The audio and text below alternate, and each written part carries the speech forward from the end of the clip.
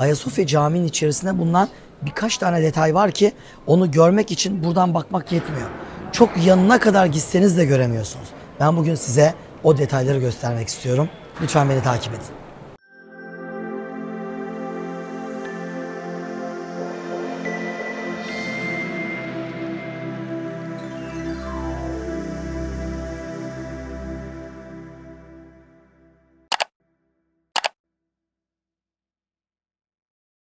Ayasofya Camii'nin içerisindeyiz. Bakın cami olduktan sonra ve olmadan evvel asırlardır bu muhteşem eser hiç ziyaretçisiz kalmıyor.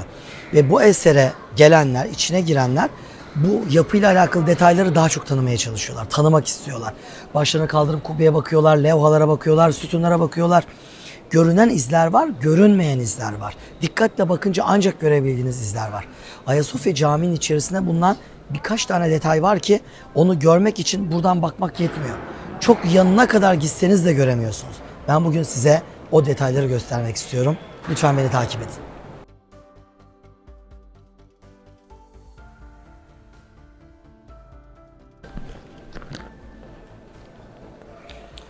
Bakın bu yapı 3 nefli bir yapı. Yani bazilikal bir plan şemasına sahip. Bir ortada ana nef var.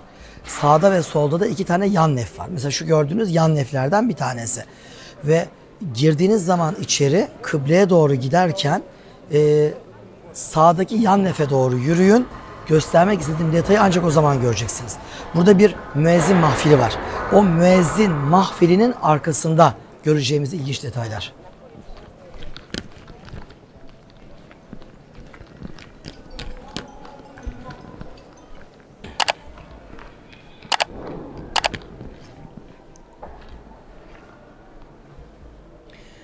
Şimdi cami olduktan sonra kıble tarafına doğru bazı bölümler ibadete ayrıldı. Hem burada hem de mihrabın ön tarafında şeritlerle çevrili bölümde insanlarımız ibadet ediyorlar. Bakın burası neresi? Minberin olduğu yer. Herkes görüyor değil mi? Minberi görüyorsunuz. Sancakları görüyoruz Kabe örtüsü olarak kullanılan zamanında.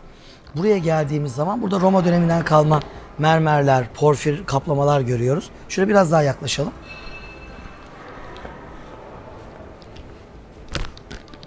Bakın burada içeride bir kemer var. Bu gördüğümüz kemer son derece önemli bir kemer. Bu kemerin aynısından 2 tane var. Biri şu gördüğünüz kemer, biri de tam karşıdaki kemer. Bu gördüğünüz kemerle karşıdaki kemerin ikisi de zamanında protokol, özel misafirlerin namaz kılma yeri olarak kullanılmış. Şimdi normalde nerede kılıyor protokol? Kim protokolün başı? Padişah, Osmanlı Sultanı. Hünkâr mahvilinde kılıyor. Hünkâr mahvili tam karşıda balkonlu yapı. Buradan gözükmüyor. O balkonlu süslü altın kaplamalı yapıyı ilk kez 1. Mahmut yaptırmış. Şu anki şeklini 2. Mahmut verdirmiş. 1. Mahmut 1740'larda yaşamış bir Osmanlı padişahı. 1453'ten 1740'lara kadar padişahlar namazları nerede kılıyordu? Padişah ve protokol, sadrazam, divan üyeleri işte bu kemerlerin içine kılıyordu. Burada insanların namaz kıldığını nereden anlıyoruz? Mihrap detaylarından. Tam karşısı bizzat Fatih Sultan Mehmet'in namaz kıldığı noktaydı. Tam karşısı.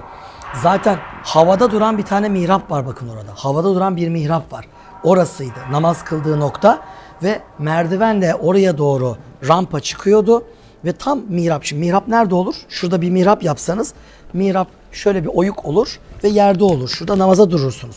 Mihrap buradan başlıyorsa yukarı doğru o zaman ne demek bu? Burada bir zemin var. Merdivenle çıkıyor burada kılıyor. İşte mihrap o kemerin içerisinde yüksekte duruyor. Yüksekte durduğu için Fatih o araya giriyordu. Niye kemerin içi? Koruma amaçlı. Mesela şu kemerin içine ben namaz kılıyorum. Bir kısım asker burayı tutuyor, bir kısım asker de şurayı tutuyor. Bu arada ben suikasta maruz kalmıyorum. Fatih İstanbul'u fethettiğinde elbette kıyamet kadar düşmanı oldu. Onu ortadan kaldırmak isteyenler 22 defa zehirlendiğini biliyoruz. Daha bilmediğimiz ne suikast girişimleri var.